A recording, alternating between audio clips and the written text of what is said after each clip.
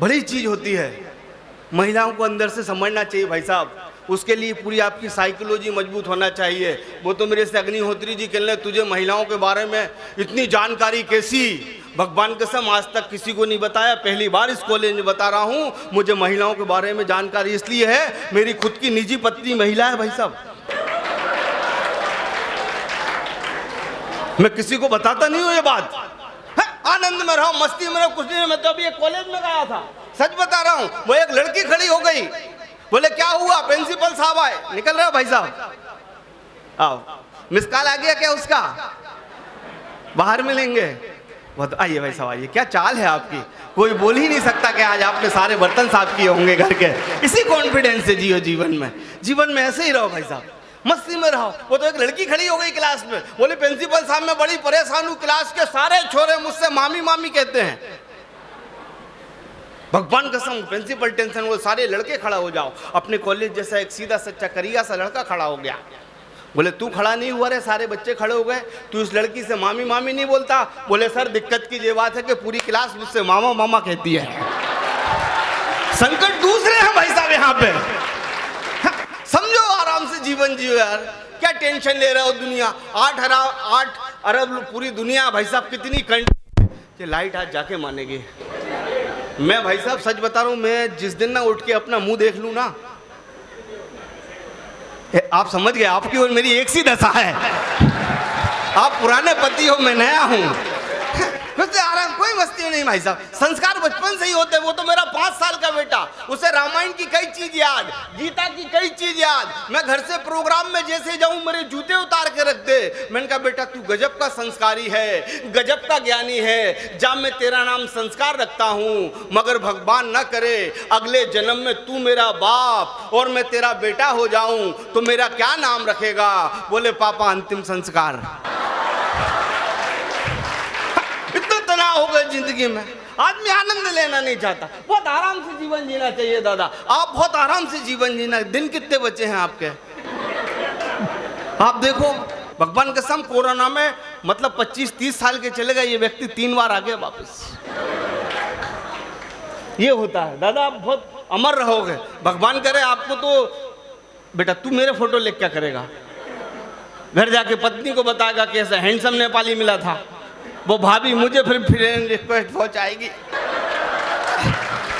सही बता रहा हूँ ऐसे, मेरी तो टेंशन ही बहुत खतरनाक है। मैं इस कॉलेज के विवेक को नमन इसलिए करता हूँ, ज्ञान को सिर्फ इसलिए नमन करता हूँ। आज हिंदी दिवस है सर, और आपने नेपाली को बुलाया,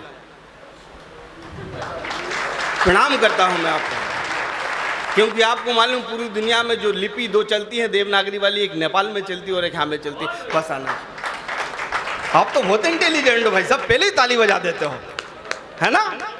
भाभी आटा निकालती होंगी, आप समझ जाते होगे कि मुझे उसन्ना है। क्या दिमाग है आपका, प्रणाम करता हूँ। हाँ, ऐसे ही होना चाहिए भाई साहब। आपको तो चोट भी लगती होगी तो आप कहते हो मैं गिरा हूँ सीढ़ी से। आप ईमानदारी से, आप भगवान करें आप जैसे लोगों ने इस सृष्टि को बदला है। जो दुनिया में सॉरी बिना मतलब से बोलना किसी ने शुरू किया था, आप जैसे पतियों ने। आराम से मस्ती में, कुछ नहीं बेटा, 5-7 मिनट की बात है। मेरी बात ध्यान रखना, खूब एंजॉय करना, कोई तनाव मत लेना। केवल मेरी एक बात याद रखना, हजारों मोटिवेशन अपनी तरफ हैं। केवल एक बात रखना, जिंदगी में पूरी मोटिवेशन की दुकानें उठा लेना, किताब उठा लेना, 3-3 घंटे की बकवास सुनने की आवश्यकता नहीं। केवल एक लाइन लक्ष्मण नेपाली की याद रखना, जो मैंने अपने बच्चों से भी कहा। केवल एक लाइन, सर आप बैठे हैं, डॉक्टर है, बुद्धिजीवी है, ज्ञानी, केवल एक लाइन, या तो करना है या तो नहीं करना। जीवन में कष्ट ये है कि आदमी पढ़ रहा है तो पूरी तरीके से नहीं पढ़ रहा, अगर आदमी खेल रहा है तो पूरी तरीके से नहीं खेल रहा। बच्चे इसलिए तनाव में है कि उनके एग्जाम में वो टीवी देख रहे हैं, तो ढंग से टीवी इसलिए नहीं देख पा रहे कि हमें होमवर्क करना है, और जब वो होमवर्क कर रहे हैं तो उनके दिमाग में है कि क्रिकेट ग्राउंड में लोग क्रिकेट खेल रहे हैं। अगर आपको सफल होना है तो जो काम करना 100% दिल से करना, दुनिया की कोई ताकत आपको सफल होने से नहीं रोक सकती। इतनी सी बात है, आदमी समझते नहीं है, उठा के बुराई कर देते हैं। बुद्धिजीवी आदमी कभी बुराई नहीं करता, गहराई से सोचता है सर। जो गहराई से सोचता है ना वही बुद्धिजीवी होते हैं। आप जिधर भी चले जाओ पुलिस की बुराई कर रहे हैं, समझ नहीं है लोगों में, पढ़े लिखे नहीं है, बुराई कर रहे हैं। पुलिस का ऐसा, गवर्नमेंट क्या चाह रही है आपसे, किस कदर के टैक्स ले रही है गवर्नमेंट? कह रही है अगर आप बेल्ट नहीं लगाओ कार में 2000 रुपए का चालान। आदमी पुलिस की बुराई कर रहा है। अगर आपके पास हेलमेट नहीं, 1000 का चालान, थोड़े दिमाग से सोचो, ये तो ईश्वर की कृपा है कि बीच में पुलिस है। मात्र 200 रुपए में, जोरदार तालियों से बता दो। समझना चाहिए आदमी को, गहराई से समझ ही नहीं रहा, ऊपर ऊपर निकल रहा है। ऊपर ऊपर कुछ नहीं, अंदर का है। मैं बहुत इज्जत करता हूं डॉक्टरों की, शुरू से ही करता आ रहा हूं सर, क्योंकि दुनिया में 2 ही रिश्ते मजबूत हैं, भगवान और डॉक्टर का। इसके अलावा कोई रिश्ते मजबूत नहीं है। डॉक्टर डॉक्टर डॉक्टर जब नाराज होता है तो ऊपर पहुंचा देता है। इतनी शक्ति और किसी में नहीं है। बस आराम से जीवन जीना, आराम से सुनो। प्रेम की आपने कविता सुनी होगी, बहुत प्रेम की कविता सुनी दादा। प्रेम ऐसे मत करना जैसे कह रहे हैं ये। सबसे प्रेम की सबसे छोटी अवस्था है कि आप प्रेम का इजहार कर दो। इस दुनिया में सबसे बड़ी प्रेम की अवस्था वो है जहां आपको कहना ना पड़े और सामने वाला समझ जाए कि आप प्रेम करते हैं। मुझे नहीं लगता कि हमारी माँ ने कभी भी हमसे कहा होगा कि राजू आई लव यू।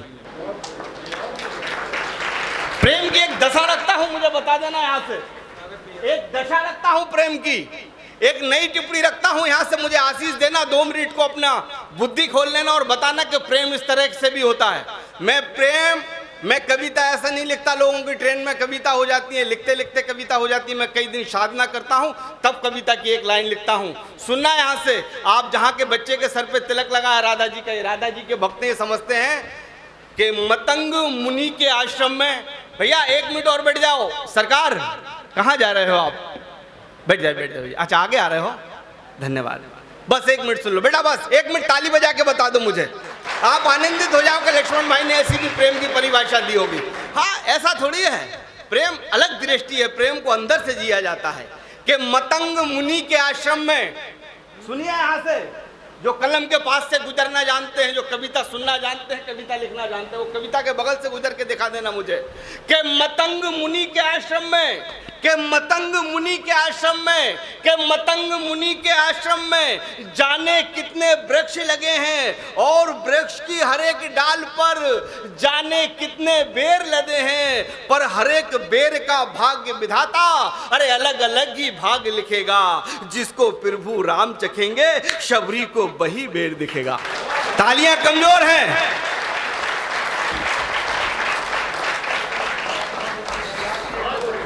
भैया धन्यवाद भैया, प्रणाम। बस आप जी रहे हो बेटा, यही जीवन है। जिस दिन कॉलेज की बाउंड्री से बाहर जाओगे ना, उस दिन पता चलेगा संघर्ष है। मस्ती में जीना, लेकिन एक बात याद रखना, अगर आप 20 रुपए भी खर्च कर रहे हो अतिरिक्त और फालतू, तो याद कर लेना कि आपके पिता कैसे मेहनत करके लाए हैं। इसके अलावा दुनिया में कोई मोटिवेशन नहीं। अगर आपको आपके पिता का पसीना ना दिखे, आपकी माँ की मेहनत ना दिखे, तो सारे मोटिवेशन बेकार हैं। मोटिवेशन आपके सामने साक्षात खड़ा है कविता के लिए। भैया गाड़ी के सहारे यहाँ आए, चाहते तो घर पे मोबाइल पे रील दे सकते थे, लेकिन सर आपने कविता के लिए जो आपने समय निकाला, मैं आपको दंडवत प्रणाम करना चाहता हूँ, नमन करना चाहता हूँ। मैं पैसे वाला नहीं हूँ, तो 1 करोड़ का चेक आपको देता अभी। सही बता रहा हूँ, मैं ईमानदारी से बता रहा हूँ। ये कविता के संस्कार, जब आप जैसे लोग कविता यहाँ सुनने आते हैं तो पीछे वाले बच्चों को पता चलता है, तब आप जैसे लोग सुनते हैं कि तब रामचरितमानस होती है, तब चौपाई होती है, तब दोहे होते हैं।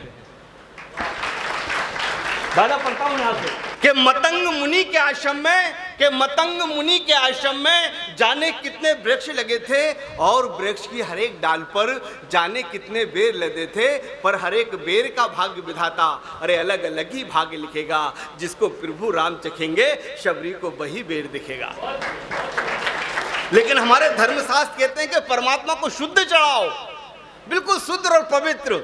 जब माँ शबरी बेर तोड़ के लाती है तो उन्हें जूठा करके चखती है कि जो राम के हिस्से में जाए वो मीठा हो, तो शुद्ध बेर भी उसमें गिर जाते हैं झोली में। तो बड़े अकड़ के शुद्ध बेर कहते हैं कि श्री राम केवल हमें खाएंगे, क्योंकि हम शुद्ध हैं। हमारा धर्म कहता है कि शुद्ध चीज परमात्मा को चढ़ाओ, लेकिन जैसे ही थाली रखती है माता जी, तो श्री राम केवल झूठे बेर खाते हैं, तो तब शुद्ध बेर कहते हैं। तो क्या यह धर्म ग्रंथ सारे झूठे हैं? तो ये धर्म ग्रंथ सारे झूठे हैं क्या? झूठी है सबकी माया।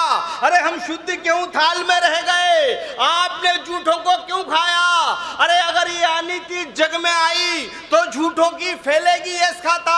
अरे सच्चों को सब मारेंगे ठोकर, झूठों के दर टेकेंगे माथा। था, अरे भविष्य में, अरे भविष्य में, अरे भविष्य में इसके क्या होंगे परिणाम। अरे तनिक सोचते प्रभु राम, अरे तनिक सोचते प्रभु राम, अरे तनिक सोचते प्रभु राम। अगर 500 वर्ष की यात्रा के बाद श्री राम का मंदिर बनता है और पूरी दुनिया में केवल ये मैसेज जाता है कि श्री राम ही मर्यादा पुरुषोत्तम, इसका जवाब दे सकते हैं तो सुनना। तो श्री राम कहते हैं तब इस धरा से उस गगन तक, तो इस धरा से उस गगन तक, अरे धूनी सादे संत मगन तक, अरे जल की शीतलता से लेकर, अरे अग्नि की अरे तेज तपन तक, अरे शुद्ध शुद्ध से बढ़कर, अरे शुद्ध शुद्ध से बढ़कर, अरे कई बार स्वयं से लड़कर हमें भाग्य की चादर को अरे फिर से बुनना पड़ता है। अरे कोई शुद्ध प्रेम मिला दे झूठे में तो झूठे को चुनना पड़ता है। कोई शुद्ध प्रेम मिला दे झूठे में,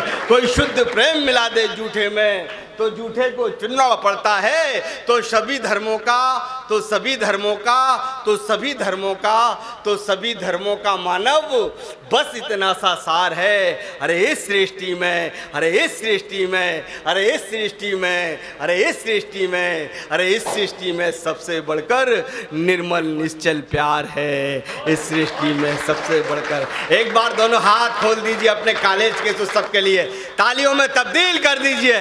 बोलो भारत माता की, भारत माता की। प्रणाम करता हूं आपको।